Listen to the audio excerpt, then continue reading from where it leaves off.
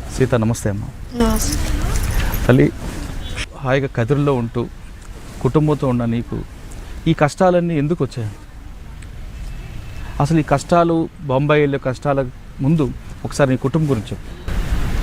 నా మూడు అనాథ అయితే కాలేజీ పడిపోయింది. కాలేజీ పడిపోయింటే కూలి పని చేసుకుంటా అంటే ఇక్కడేంది 10 రూపాయల కూలికి నువ్వు అక్కడ 200, 500 కూలికి నువ్వు 2 ఏళ్ళు అక్కడ ఉంటే నీ కుటుంబమే బతుకుతారు, నువ్వు బతికిపోతారు అని చెప్పారు. నేను మోసపోయి వాళ్ళ మాటిని నేను పోయినాను. పోయేటప్పుడు కానీ మా పేరు చెప్పొద్దు, మీరు ఏమిటి పోతున్నారు, ఎక్కడ పోతున్నారు అంటే ఏదో మా బతుకు గురించి పోతాను అని చెప్పండి అన్నారు. పోలీసు వాళ్ళు లేదంటే ఎవరిని అడిగినా కానీ మా పేర్లు చెప్పొద్దు అన్నారు. సరేలే అని నా ధైర్యంతో నేను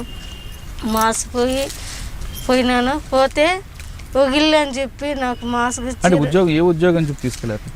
ఇంటి పని అని, ఇంట్లో పని అని, వంట చేసేకనే పిలిచిపోయినారు. 3 వాళ్ళు ఉండేది. అవి మా డాక్టరు అట్లా ఇట్లా అన్నారు. సరేలే మన ఇంట్లో చేసుకున్నట్లే కదా ఆడ చేసేదని నేను మాసిపోయినాను. మాసిపోయిన దానికి ఆడ 2 నెలల్లో పని చేయాలన్నారు.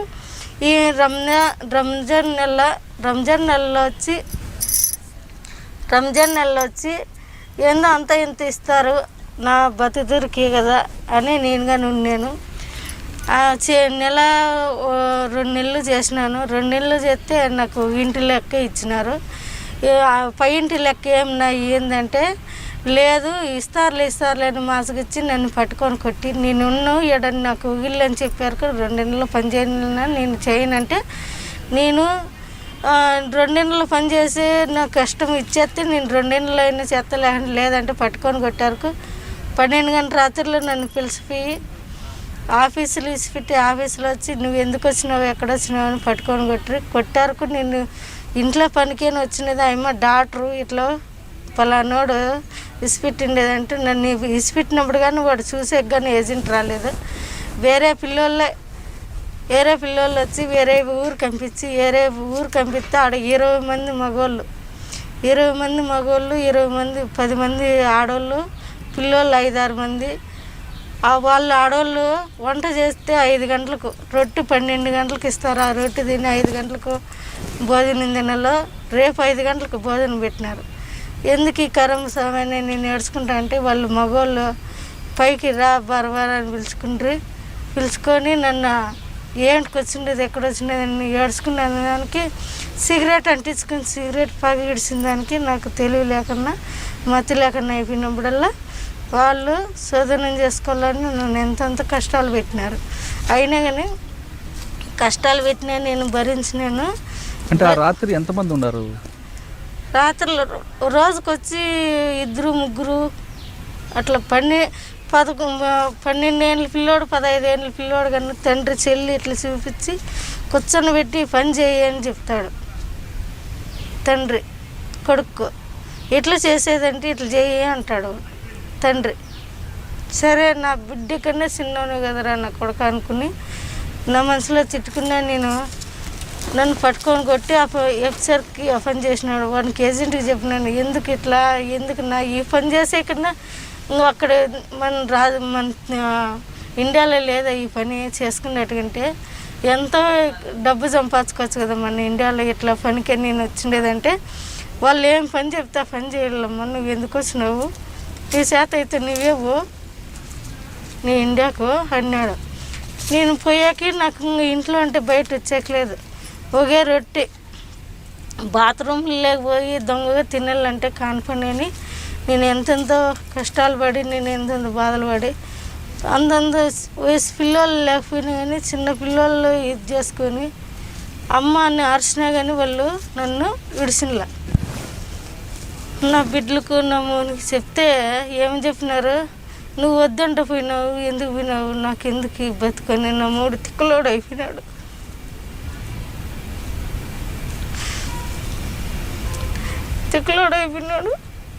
నేను చచ్చిపోతానని మాత్రలు మింగినా కానీ అక్కడ ఏమీ కాల.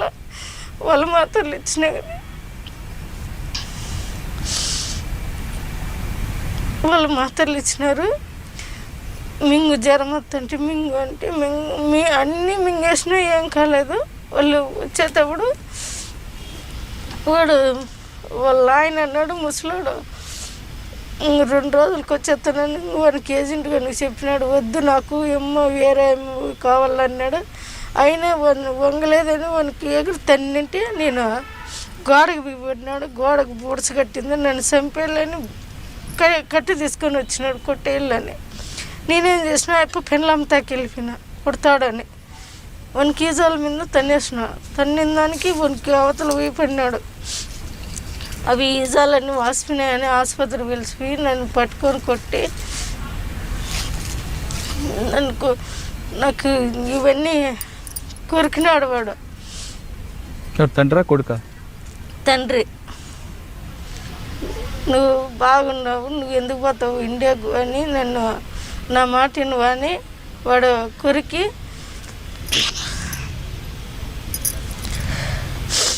కొరికినాడు. వాడు మా అమ్మకు పోయి చెప్పినాడంటే నన్ను చంపేస్తుందని వాడు ఏజెంట్ కూడా చెప్తే, ఏజెంట్ కూడా నువ్వు వచ్చినది ఏం పనికి, వాళ్ళు ఆ పని చెప్తే ఆ పని చేయాలి అని వాడు అంటాడు.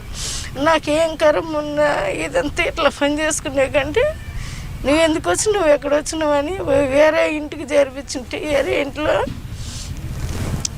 ఇంట్లో కానీ అట్లా జరిగా అన్నంలే అక్కడ నుండి మళ్ళీ నేను ఎట్లా అంటే అట్లా తిట్టి నన్ను ఇక్కడ పిలుచుకొని వచ్చినాడు.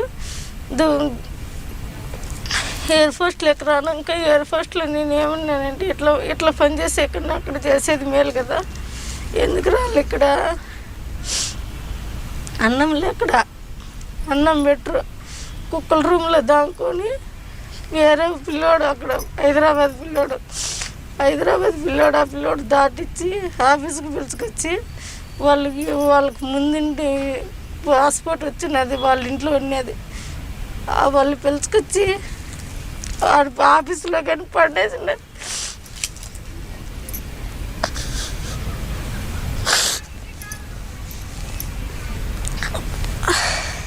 గుడ్డలు లేకుండా అంతే.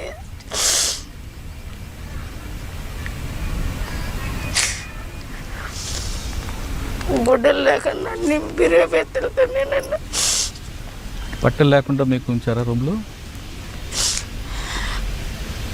4 పోలీసు వాళ్ళు ఎక్కడోళ్ళే అమ్మని అరిచిన ఈడ్చలు.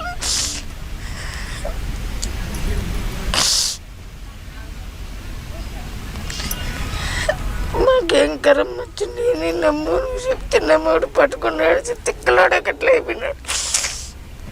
ఇంటికి వచ్చి దుబాయ్లో ఇడిచిన్లా నువ్వు ఆ పనికే ఉండేదని దుబాయ్లో కానీ నన్ను పట్టుకొని ఆడ 4 పోలీసు వాళ్ళు 2 రోజులు వేసుకున్నారు.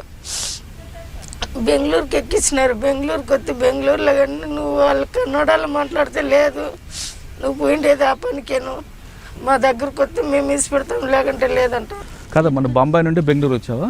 బెంగళూరు పంపించినారు. బాంబాయి నుండి అంటే బాంబాయిలో మీరు ఏ ఏరియాలో? కాదు, దుబాయ్లో ఉంటే. దుబాయ్ నుంచి బెంగళూరు వచ్చావు. దుబాయ్లో అంటే షేక్ కొడుకు మీతో ఉండేవారా? అడుగు రానాక కానీ పోలీసు వాళ్ళు ఇడిసిలో ఆడగాని నన్ను 4 పోలీసు వాళ్ళు. దుబాయ్లో తండ్రి కొడుకు ఇద్దరు మీతో? ఇదే చాలా దౌర్భాగ్యం కదా.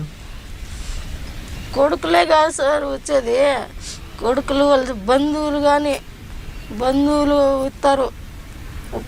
వంట మంచి వచ్చిందంటే బంధువులు చూసే కొన్ని వస్తారా, వాళ్ళ దగ్గరికి కానీ బొమ్మంటారు. అన్నం పెట్టరు, మళ్ళా చేస్తూనే ఉండాల. వాళ్ళకి టీలు ఎత్తుకొని పోతే పోయినప్పుడు వాళ్ళ రూమ్లోకి పోయినప్పుడు పట్టుకుంటారు. దడకలు పెట్టేసి వచ్చినామనుకో సిగరెట్ అదర అంటించేస్తారు, పగిడిచేస్తారు. పగిడిచినప్పుడు మనకు మతి లేకుండా అయిపోతుంది. మతి లేకుండా అయిపోయినప్పుడు మనం ఇంకేం చేసినా జోమ్ అయిపోయింటుంది మగమంతా, ఏం మాట్లాడకే లేదు. ఆ ఇంట్లో మీరు కాకుండా ఇంకా వేరే మహిళలు ఎవరు ఉన్నారా? వాళ్ళ ఇంటి వాళ్ళు ఉన్నారు. వాళ్ళు ఏమొచ్చారా? వాళ్ళ ఇంటి వాళ్ళు ఇంకా చెల్లెళ్ళు అక్కగారు అట్లా ఉంటారు కదా, వాళ్ళు ఏమన్నారు, మేము ఎందుకు తీసుకుండేది నిన్ను, మాకు కావాలనే కదా మిమ్మల్ని తీసుకుండేది. అంటే వాళ్ళ దృష్టిలో వంట మనిషి అంటే సెక్స్ చేయాల్సిందేనా? వంట మనిషి ఎవరన్నా కానీ వాళ్ళ చదువుని మేపాల్సిందే. నాకు కష్టాలు పెట్టినట్లు అందరికీ అట్లా కష్టాలు వద్దని నేను ఇండియాకి వచ్చి నేను కనీసం ఎంత లేదన్నా ఒక 300 మందిని ఆపినాను. 300 మంది అక్కడ ఉండేవాళ్ళం కానీ ఇది చేసిన పాస్పోర్ట్ 20 మంది దాకా చేపించింటే వాళ్ళని పానీకం చేసేసిన. నాకు ఎట్లా కష్టాలు పెట్టినారు మీకు అట్లా ఆ కరం వద్దు, ఆ బాధ్యత వద్దు, ఇక్కడే నిలిచిపోండి. నా ఎట్లా నేనంటే కష్టాలు పడవచ్చు, నా ఎట్లా చెడిపోద్దండి అని నేను ఆపేసిన సార్ అంతమందినైనా. కదమ్మా, అక్కడ వెళ్ళావు, డబ్బుల కోసం వెళ్ళావు, భర్త ఆరోగ్యం బాగాలేదు, డబ్బులు సంపాదించాలని ఆ బ్రోకర్ మాటలమ్మి నువ్వు దుబాయ్ వెళ్ళావు. శారీరకంగా నువ్వు చిత్రహింసలు పెట్టారు, కనీసం డబ్బులని ఇచ్చారా? డబ్బులు వీటికి రానాక కేసు పెట్టినాక ఏజెంట్ గారు 60,000 ఇచ్చినాడు సార్. అంటే 60,000 రూపాయల కోసం నువ్వు 6 నెలలు నరకం అనిపించావు? నరకం ఆడిచ్చిన. ఆ నరకంగానే నన్ను చంపేసింటే పైన ఊరు వేసినారు సార్. నన్ను ఇంత కిటికీ ఉందా, కిటికీలో ఇట్లా దిగేసి కాళ్ళు పట్టుకున్నారు. కాళ్ళుగా నిడిచింటే నేను పైసలు అయిపోయింది. 10 అప్టారు కాళ్ళు దిగేసినారు కిటికీకి. ఇందులో ఇంకా లాగుంటు మనిషిని ఆ కిటికీలో దూరేసినారు, తాడేసేసినారు. అంత చిత్రహింస వాళ్ళ మాట వినలేదు అని. ఇప్పుడు నువ్వే ఉండవు, నీకు ఒంటరిగా చిక్కినా అంటే నువ్వు ఇసిపెట్టావు కదా. ఆ మాటకు నేను అట్లా పని చేసేదాన్ని కాదు, నేను ఇంట్లో వంట చేసేకి వచ్చిండేదంటే నువ్వు ఇట్లా దానివే, నువ్వు చూద్దాం నువ్వు ఎట్లా పతి పడతావు నువ్వు అని నాకు ఉర్రేయని విన్నారు వాళ్ళు. ఉర్రేసి మా నెత్తింది సార్, ఆటింటి కిందకి దిగేయాలని వచ్చినారు. మళ్ళీ పెళ్ళాము వాళ్ళందరూ కాళ్ళు పట్టుకొని పోతే మా కాళ్ళు పట్టుకొని ఎన్నికి ఎత్తామని బరబరా కొట్టేసినారు.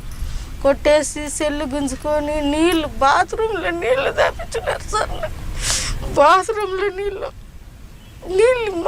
మాయమ్మ అంటే లేదు, బాత్రూంలో నీళ్ళు తెచ్చుకోమని తాగిచ్చినారు.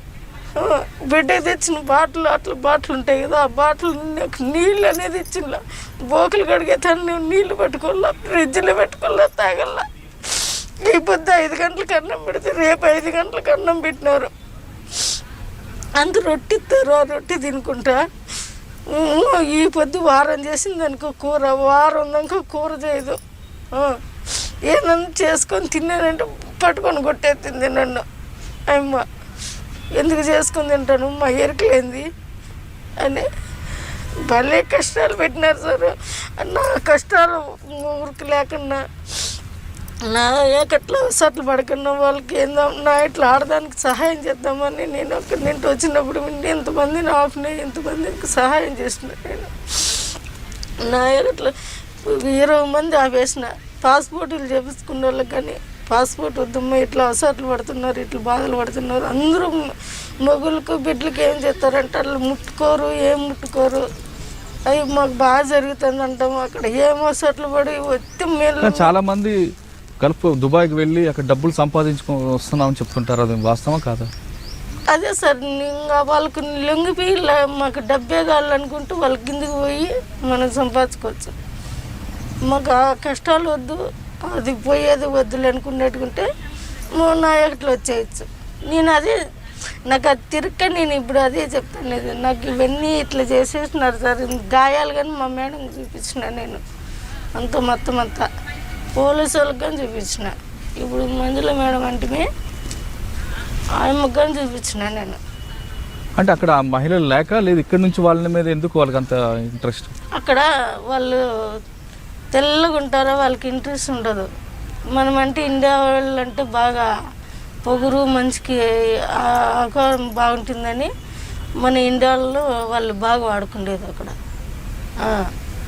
మనకు పొగురు ఎక్కువ, వాళ్ళకి పొగురు తక్కువ. అందుకు అంటే ఇండియా నుంచి వంట మనిషి వచ్చిందంటే వాళ్ళకి ఇంకా నుంచి ఏడున్న చుట్టాలు వెళ్ళంపుతారు. వాళ్ళు మొత్తం వాళ్ళు పాత బంధుత్వం ఉన్నీళ్ళే వాళ్ళు వెళ్ళంపుతారు. వంట మనిషి వచ్చినారంటే అంటే వంట కోసమా లేదంటే వేరే వర్క్ కోసం? వంట చేసేకి వంట మంచే, ఎఫ్సార్ చేసేకి వంట మంచే.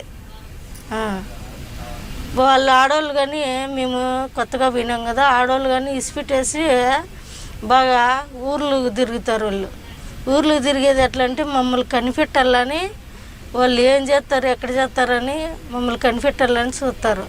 ఈ మగవాళ్ళు ఏం చేస్తారు, కెమెరా పెట్టేసి ఉంటారు. వాళ్ళ ఆడవాళ్ళు వచ్చేది రాంది చూసుకొని మా దగ్గరకు వస్తారు. ఆ కెమెరాలో పలాంతాను ఎలవరినని వాళ్ళ కెమెరాలో తెలిసిపోతుంది. అప్పుడు మమ్మల్ని రూమ్లో ఉంటే చిన్నగా ఎత్తుకొచ్చిన పండేసిపోతారు, లేకుంటే చిన్నగా పంపించేస్తారు మా రూమ్లోకి. అట్లా నేను ఎన్నో దఫాలు చూసిన. అది కానీ నీ ఉన్న ప్రాంతంలో మిగతా వాళ్ళకు కూడా ఇదే కష్టాలు ఉన్నాయి. ఇదే కష్టాల్లో ఉండేది సార్. ఊరికి మంచిగా బాగుంది, మాకు బాగా జరుగుతుంది అని చెప్పమని సార్. నేను కానీ మీరు ఏం కావాల్సిన తాగంటే ఇప్పుడు కావాల్సిన తాగి చచ్చిపోతాం. నాయగ అట్లా ఇది చెప్తారు అమ్మ చేసిందే కానీ మేము చేయలేదని చెప్పమను. ఏ కురాన్ బుక్ అయినా ఎత్తుకోమను, దేవుని బుక్ అయినా ఎత్తుకోమను, దేవునితో పవనం చేయమని. నేను ఏంది కావాల్సినది ఇప్పుడే కావాల్సినది తాగి చచ్చిపోతాను. అందరికీ అదే పనే. ఇప్పుడు అక్కడి నుంచి బెంగళూరు వచ్చావు, బెంగళూరు నుంచి మళ్ళీ ప్రాంతం చేరుకున్నావు. చేరుకున్న టైంలో ఇక్కడ నేను మళ్ళీ ఏ విధంగా ఆదరించారు మీ కుటుంబ సభ్యులు? మా బానేజీ మేడం వండుకొని ఇట్లే అవసరాలు పడి బాధలు పడుతుంటే వాళ్ళు ఏజెంట్లు వచ్చి ఏం చేసినారు, మా లెక్క కడితేనే 1.5 లక్ష అయింది, మా లెక్క మాకు కడితేనే అని వాళ్ళ వీళ్ళందరినీ సిపిఎం వాళ్ళు, రాజకీయం వాళ్ళు, పెద్ద మనుషులు అందరినీ పిలుచుకొచ్చి మమ్మల్ని బెదిరిస్తే మేము నువ్వు ఆ పొద్దు ఏమని చెప్పినావు, ఫ్రీగానే చెప్పి పంపించి నన్ను అమ్మేసినావు. 5 లక్షలకు అమ్మేసినాడు సార్. 5 లక్షలకు అమ్మేసుకొని నువ్వు లెక్క నెల జీతం ఇమ్మంటే అమ్మ 5 ఏళ్ళ వరకు ఇవ్వము, 2.5 సంవత్సరం నీకు వాయిదా, 2.5 సంవత్సరం అయిపోతే నువ్వు ఇండియాకి వెళ్ళిపోవాలని రాసిచ్చినావు. నేను 5 లక్షలకు అమ్ముకున్నావు. నేనేం తప్పు చేసినానని నువ్వు 5 లక్షలకు అమ్ముకుండేకి? నా బిడ్డలు నా 3 ఏమైపోవాలా? నువ్వు నెల 22,000 అని చెప్పినావు. నా మూనికి జీతం ఇచ్చేయాలి కదా నువ్వు నీకన్నా. నువ్వు 5 నెలలు 5.5 సంవత్సరం 5.5 నెలలు పని చేయించుకొని 2 నెలల్లో ఎంత అవుతుందో అప్పుడు చెప్పండి నాకు. జీతం ఎంత అవుతుందో? 5.5 నెలలు చేసిన 2 నెలల్లో నా లెక్క ఎంత అవుతుంది? నెలకు 22,000 అన్నావు. అప్పటికి ఎంత ఇంట్లోనే నాకు 44,000 వచ్చింది ఒక ఇంట్లో ఒక నెల లెక్కే. అట్లా ఎంత అవుతుంది? 5 నెలలు మళ్ళీ 6 నెలలు చేసిన ₹1 ఇలా. అదే చెప్తానులా 60,000 ఇచ్చినారు నాకు.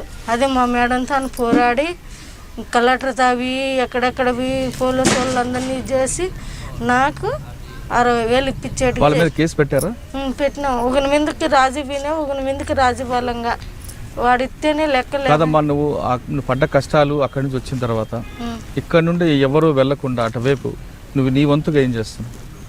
నా వంతుకు పావద్దని నేను ఇల్లు తిరిగి నేను పావద్దండి అని ఎన్నికోరు చేసుకొని నాయకు అట్లా కష్టాలు పడతారు, మీరు బాధలు పడొద్దండి, నా ఇట్లా ఆడవాళ్ళు మీరు కానీ మీ ఇంట్లో ఇట్లా మళ్ళీ ఎందుకు బాధలు పడుకుంటారు, బాధలు పడొద్దండి, అవసరాలు పడొద్దండి. 10 రూపాయలు కూలే కానీ ఎంగులు బోకులు కడుక్కొని ఇక్కడే బతుకుదాము, లేదంటే ఏమన్నా తప్పు పని చేసుకున్నా బతుకుదాము, అక్కడ పోవద్దండి, మీకు మంచిది కాదు, నా ఇట్లా నేను చెడిపినాను, మీరు చెడొద్దండి అని నిలబెట్టేసిన సార్. నేను ఒక 200-300 మంది పోతాన్న వాళ్ళు కానీ బొంబాయి, ఢిల్లీ, మెడ్రాసు, బెంగళూరు అట్లా పోయిన వాళ్ళు కానీ ఆడదాకా పోయిన వాళ్ళు కానీ నేను ఆపుకొని వచ్చిన. ఈడ పాస్పోర్ట్ చేయించిన వాళ్ళు కానీ ఏజెంట్లు ఆడాడ చేపిస్తున్నారు. అటుకల్లా పోయి 20 మంది బుక్కులు కానీ నా దగ్గర పెట్టుకోండి, 20 మంది బుక్కులు కానీ నా దగ్గర ఉండి మొన్న ఇచ్చేసిన నేను. ఎక్కువ కదిరి ప్రాంతం నుంచి ఎందుకు మహిళలు వెళ్తుంటారు అంటే ఇక్కడ మాకు నేర్పు మాటలు ఎక్కువ పడినాయి సార్. నేర్పు మాటలు అక్కడ దుబాయ్ లెక్క ఎక్కువ, మెడ్రాస్ అక్కడ దండిగా లెక్క వస్తుంది, కువైట్ లెక్క వస్తుంది. అక్కడ అమ్ముకునేది మాకు ఆడవాళ్ళకి తెలియలేదు కదా. ఈ మత్తి మంది అనేది, ఈ నేర్పు మాటలు అనేది అట్లా జాతి అయిపోయినాయి. ఏదో 10 రూపాయలు సంపాదిద్దామని మేము ఇది చేసుకొని మేము అట్లా దుబాయ్ అట్లా ఇది చేసుకొని దుబాయ్లో కానీ ఒక వారము 3 నెలలు 4 నెలలు మా సెల్లులో కానీ ఉండి వాడు అమ్ముకొని ఆడ అందరినీ ఇది చేసుకొని పండుబెట్టి లేకపోతే వాళ్ళు భయపడి ఇన్నాళ్ళు పెట్టుకుంటాడా అక్కడ పంపించాడైతే అని వాళ్ళు కానీ భయపడి మళ్ళీ వాళ్ళే ఇంకా ఈ కేసు పెట్టి అల్లరయ్యారు. వాళ్ళు ఏజెంట్లు భయపడి మళ్ళీ వాళ్ళని ఇసిపెట్టేసినారు. అప్పుడు వాళ్ళు కానీ వచ్చేసినారు, మళ్ళీ పోయినారు, మళ్ళీ వాళ్ళు భయపడి మళ్ళీ అక్కడి నుండి వచ్చేసినారు. ఇప్పుడు మా మేడంతో మళ్ళీ వచ్చినారు వాళ్ళు. ఇప్పుడు గల్ఫ్లో వెళ్ళిన దగ్గర ఆ ఇంటి ఓనర్ కొడుకు ఇద్దరికి సాక్షితో ఉంటారా లేదా బయట వాళ్ళు కూడా తీసుకొస్తుంటారా? బయట వాళ్ళు కానీ ఇప్పుడు 10 మంది 20 మంది ఉండారంటే వాళ్ళ ఇంటి మగ పిల్లలే వాళ్ళు వచ్చి ఇప్పుడు వస్తాడు, ఒక కొడుకు వస్తాడు, వాడు వచ్చిన రోజోడు వెళ్ళిపోయాక మళ్ళీ ఒకడు వస్తాడు 1 గంట తర్వాత డ్యూటీ చేసుకొని. వాడు డ్యూటీ చేసుకొని వస్తుంటే వాడు బట్టలు మార్చుకుంటాడు, నీళ్ళు పోసుకుంటాడు, పిలుస్తాడు. పోకుండా పోతే మనం పని చేసేకి వచ్చినాం కదా, పిలుతాంట్లో టీ చేసుకొని పోతా, టీ చేసుకొని పోతాంట్లో వాడు వాకులు వేసేస్తాడు, వాకులు వేస్తాంట్లో వాడితో ఉండి రావాల్సిందే. మళ్ళీ 1 గంట పోనాక ఒకడు వస్తాడు, వాడు అంతే టీ అని పిలుస్తాడు, వాడు అంతే. సాయంత్రానికి 10 మంది 15 మంది ఉండాల్సిందే. ఉండకని పోతే కొడతారు, ఏం దానికి వచ్చినావు నువ్వు అని. పక్కన పోతే కొడతారు, పోయినామంటే మనం తట్టుకోలేము. అంటే ఏ విధంగా హింసిస్తారా? హింసిస్తారా ఎందుకు గట్టిగా అరిచినామంటే దిండ్లేసి పగబెట్టి దిండ్లేసి అదం పడతారు నోటికి. ఆ పగ నోటికి తగిలి దిండి వేసే మనకు తెలివి ఉండదు. వాడు ఎంజోడైనా ఉండొచ్చు, ఎంజోడైనా చేసుకోవచ్చు, వచ్చేయచ్చు. అరిచినా నేను అమ్మా అని అరిచినా కానీ ఇడిసిన వాళ్ళు ఇండియా వాళ్ళకన్నా వాళ్ళకి ఎక్కువ జాతి లావు. అమ్మ అని అరిచినా కానీ మనం తట్టుకోలేము. సైదు అరిచినా కానీ వాళ్ళు ఏం చేసినా ఏడుస్తారు. అవి ఏందో నూనె పూసుకొని ఇది చేసుకొని ఎందుకులే అవన్నీ చెప్తే మానం పోతుంది సార్ మాకి అవన్నీ చెప్పాలంటే.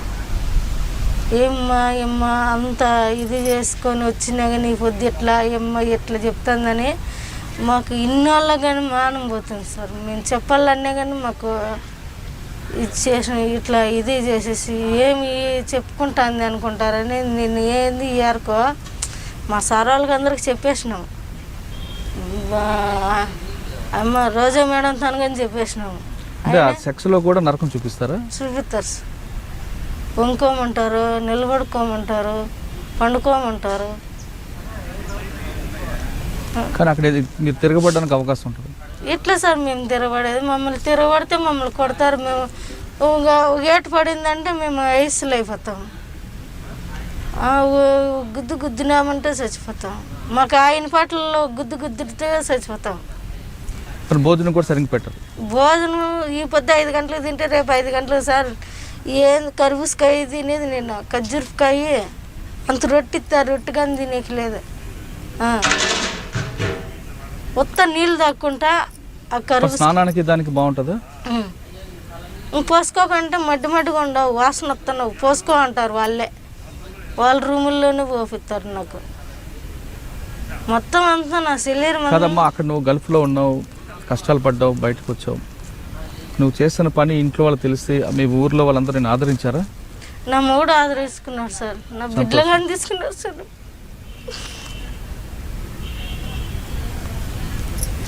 మా అమ్మ చచ్చిపోతే మా కూర దిక్కండి, నా మగుడు కానీ నా పెళ్ళి అవ్వకపోతే నాకు ఊరున్నారు. మాకు తప్పు ఉన్నారు, నా పెళ్ళం చేసింది చేయలేదని నా మగుడు చేసుకున్నాడు సార్. నా మగుడు అంత దేవుడు ఏడ చిక్కడు సార్. నాకు ఎంత మంచోడు. ఈ పొద్దు అంత తప్పు చేసి నా మొగుడు ముందు మాట్లాడతాడు, గోరు పెట్టి ఏడ్చుకుంటాడు నా మొగుడు. తెలిసిన నా బిడ్డలైతే మా అమ్మ ఎంత పని చేసింది, మా అమ్మ ఎందుకు, మా అమ్మ జీవితం ఏమన్నా అయిపోతుందని కావలికి వచ్చిండారు సార్. నా నా బిడ్డలు ఏమన్నారు? మా అమ్మ ఏమన్నా అయిపోతే, మా అమ్మ తప్పు చేసిందని అరేంజ్ చేసింది, మా అమ్మ ఎందుకు, మా అమ్మ ఏమన్నా అయిపోతే ఎట్లా అని కావలికి వచ్చిన్నారు నా బిడ్డలు. నా తన తప్పు చేసినానైనా నాకెందుకు ఈ జీవితం అన్నీ, కానీ మీరు నువ్వు చేస్తే చేతులేమ్మా, మా కుదరమయ్యే కదా, నువ్వు ఎంత పని చేసుకోండేదే అని నా బిడ్డలు కానీ నా మాట విన్నారు సార్ వాళ్ళు. నీకు ఎంత కష్టాలు పడినా నీ భర్త నీ పిల్లలు నేను ఆదరిస్తున్నా, చాలా గొప్ప విషయం. తీసుకున్నారు సార్ నా బిడ్డలు తీసుకున్నాను. నా మూడు ఇబ్బంది కానీ గోడని ఎడతాడు. నా మగం చూసినాడంటే అట్లా మేడం పిలిచిందంటే నా మేడంతో అన్నీ చెప్తుంది, ఎడుతుందని నా మూడు గోడు అని ఏడుస్తున్నాడు.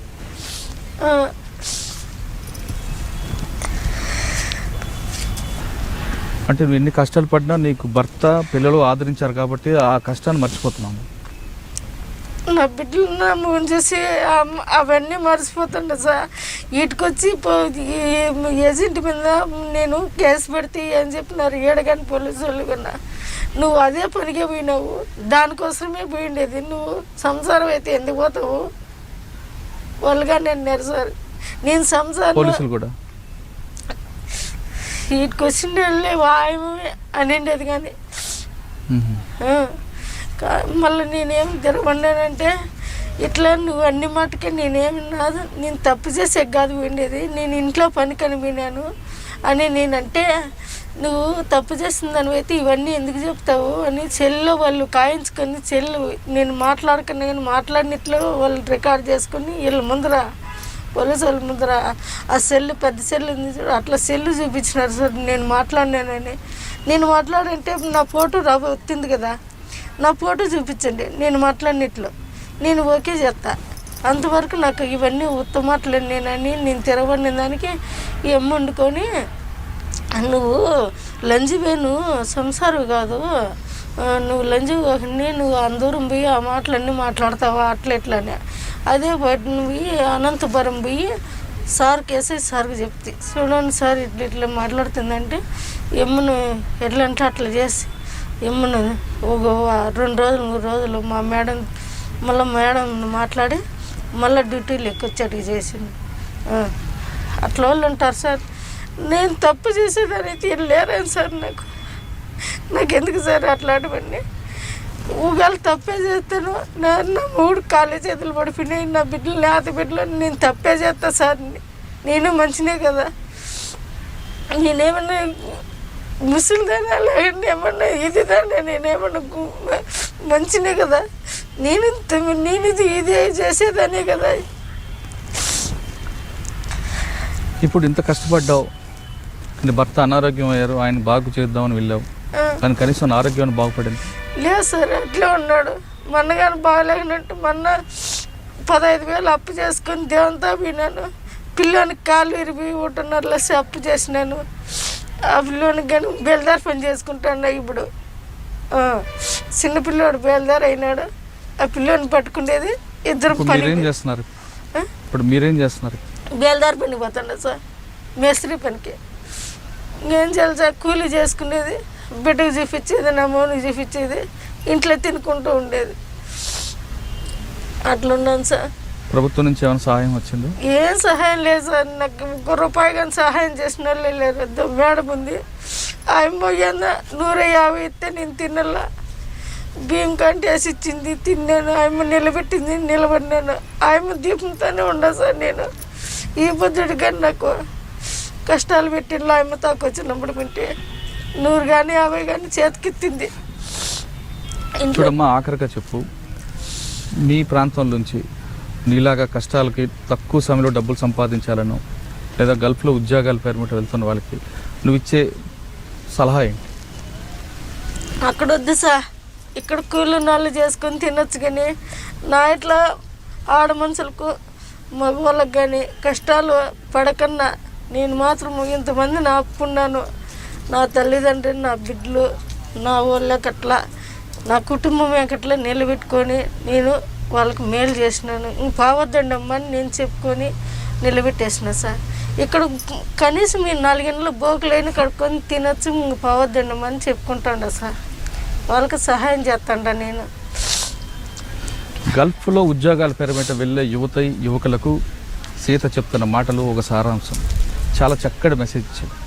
పరిగెట్టి పాలు తాగకన్నా నిలబడి నీళ్ళు తాగండి, ఉన్న దాంట్లోనే కష్టపడండి, ఇక్కడే కష్టపడి ఇక్కడే సంపాదించుకోండి. కానీ బ్రోకర్ల మాటలు విని గల్ఫ్లోకి వెళ్ళి వ్యభిచార కోపంలో దిగి అక్కడ మీ రక్త మాంసాలు అమ్ముకొని వారికి మీరు బలి కావద్దు.